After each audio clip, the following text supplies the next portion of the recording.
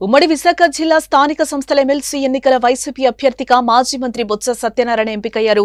ఉమ్మడి విశాఖపట్నం జిల్లా నేతలతో సమావేశమైన జగన్ అభ్యర్థి ఎంపికపై అభిప్రాయాలను తీసుకున్నారు. అందరి నుంచి సూచనలు తీసుకున్న తర్వాత మాజీ మంత్రి బొత్స సత్యనారాయణ పేరును జగన్ ప్రకటించారు. ఫ్యాన్ పార్టీ నుంచి మాజీ మంత్రులు బూడి ముత్యాల నాయుడు, గుడివాడ అమర్నాథ్, మాజీ ఎంపీ ఎంవివి సత్యనారాయణ, కోల గురువులు వంటి వారు ఆశ పెట్టుకున్నప్పటికీ జగన్ మాత్రం బొత్స సత్యనారాయణ పేరును ఖరారు చేశారు. విశాఖ స్థానిక సంస్థల కోటాలో 2021 డిసెంబర్లో 2 ఎమ్మెల్సీ పదవులకు ఎన్నికలు జరిగిన సంగతి తెలిసిందే. వైసీపీ నుంచి వంశీకృష్ణ శ్రీనివాస్, వరదు కళ్యాణిలో ఎమ్మెల్సీలుగా విజయం సాధించారు. వీరిలో వంశీకృష్ణ గత నవంబర్లో వైసీపీకి రాజీనామా చేసి జనసేన పార్టీ కండువా కప్పుకున్నారు. దీంతో శాసనమండలి చైర్మన్ వంశీకృష్ణ శ్రీనివాస్ ను ఎమ్మెల్సీ పదవికి అనర్హుడిగా ప్రకటించారు. దీంతో ఉప ఎన్నిక అనివార్యం కాగా ఎన్నికల సంఘం షెడ్యూల్ విడుదల చేసింది.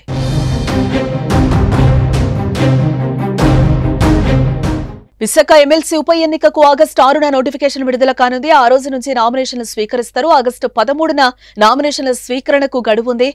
ఆగస్టు 14న నామినేషన్ల పరిశీలన, ఆగస్టు 16న ఉపసంహరణకు గడువుగా నిర్ణయించారు. అనంతరం ఆగస్టు 30న ఉదయం 8 గంటల నుంచి సాయంత్రం 4 గంటల వరకు పోలింగ్ జరుగుతుంది. సెప్టెంబర్ 3న ఓట్ల లెక్కింపు పూర్తి చేస్తారు. సెప్టెంబర్ 6తో ఎన్నికల ప్రక్రియ ముగుస్తుంది. ఎన్నికల షెడ్యూల్ రావడంతో కోడ్ కూడా అమల్లోకి వచ్చింది. ఉమ్మడి జిల్లాలో ఇలాంటి ప్రారంభోత్సవాలు, మంత్రుల అధికారిక సమీక్షలు నిర్వహించకూడదు. ఎంపీటీసీ, జెడ్పీటీసీ సభ్యులు, కౌన్సిలర్లు, కార్పొరేటర్లు ఎమ్మెల్సీ ఎన్నికల్లో ఓటు హక్కు వినియోగించుకుంటారు. ఇక టీడీపీ అభ్యర్థిని ప్రకటించాల్సింది. ఆ పార్టీ నుంచి గండి బాబ్జీ రేస్లో ఉన్నారు.